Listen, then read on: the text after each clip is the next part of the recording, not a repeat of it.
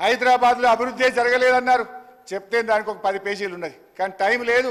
మళ్ళీ నెక్స్ట్ మేము లాస్ట్లో దాంట్లో మాట్లాడతాం. కానీ హైదరాబాద్లో మేము చేసిన అభివృద్ధి వల్లనే హైదరాబాద్ ప్రజలు నిండుగా మమ్మల్ని అన్ని రకాలుగా ఆశీర్వదించిన విషయాన్ని గుర్తుపెట్టుకోండి. అధ్యక్ష, ఎందుకు చంద్రబాబు నాయుడు చెప్పలేదా?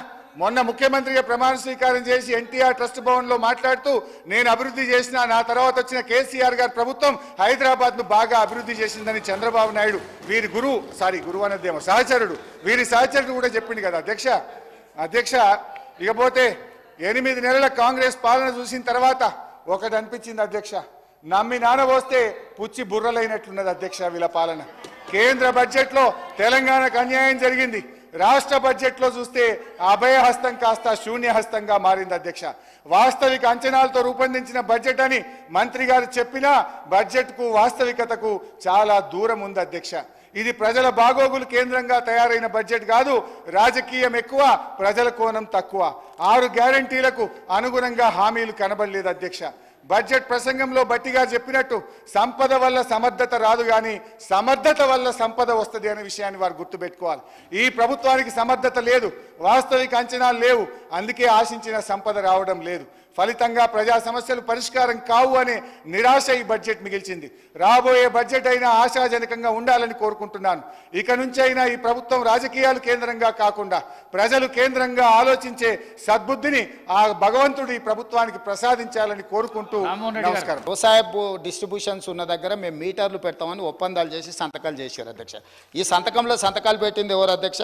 ఆ పేర్లు కూడా నేను చెప్తా అధ్యక్ష, ఎందుకంటే ఈ రికార్డులను సవరించాల్సిన బాధ్యత అంటే అబద్ధాలను ఈ రికార్డులో ఉంటే రేపు భవిష్యత్తులో కొత్తగా వచ్చే ఎమ్మెల్యేలు ఇదంతా నిజం అనుకునే ప్రమాదం ఉంది.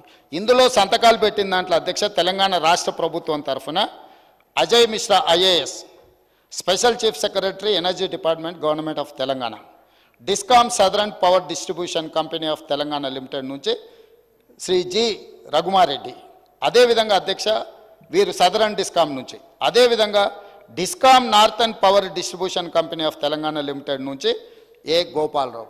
ఈ అధికారులు కేంద్ర ప్రభుత్వంతో ఒప్పందం చేసి ఈ సంతకాలు పెట్టి అన్ని దగ్గరలో మీటర్లు పెడతామని చెప్పిన మాట వాస్తవం అధ్యక్ష.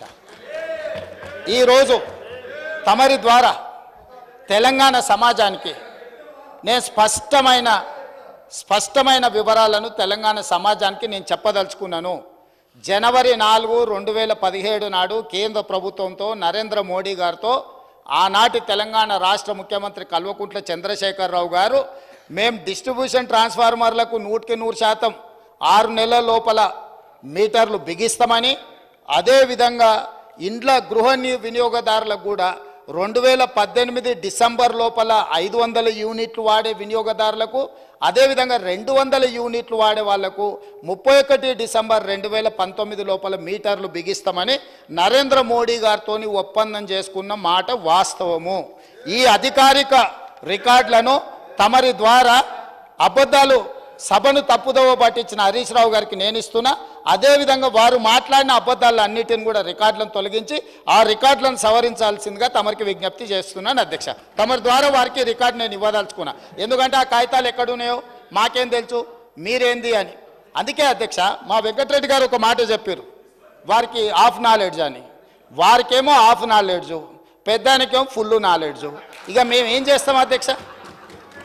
కాబట్టి అందుకే సభలో వాస్తవాలు మాట్లాడితే బాగుంటుంది అధ్యక్ష.